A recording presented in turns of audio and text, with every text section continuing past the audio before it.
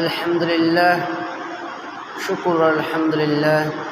মহান রব্বুল আলামিনের দরবারে শুকরিয়া আদায় করি, কারণ রব্বুল আলামিন এক মৃত্যু ঘুম নামে মৃত্যু থেকে জাগ্রত করিয়া ফজরের নামাজ জামাতের সঙ্গে আদায় করার মতো তৌফিক দান করলেন। এই জন্য আল্লাহ তাআলার শুকরিয়া যে আমরা যারাই ফজরের নামাজ আদায় করেছি প্রত্যেকে কাছে দোয়া করব আল্লাহ তাআলা যেন প্রত্যেকে নামাজ কবুল করে নেয়। আর যারা ফজর নামাজ পড়তে পারে নাই তাদের জন্য দোয়া করব। একে অপরে আমরা প্রত্যেকের জন্য দোয়া করব যেন আমরা ফজরের নামাজ প্রত্যেকে নামাজ আদায় করতে পারি এবং এর সাথে আল্লাহ তাআলার হুকুম এবং নবীর তরিকা অনুযায়ী চলতে পারি। আমরা প্রত্যেক দোয়া করব। যদি এই কথাগুলো ভালো লাগে তো আমার পাশে থাকবেন, লাইক ও কমেন্ট করবেন ও শেয়ার করবেন ইনশাআল্লাহ।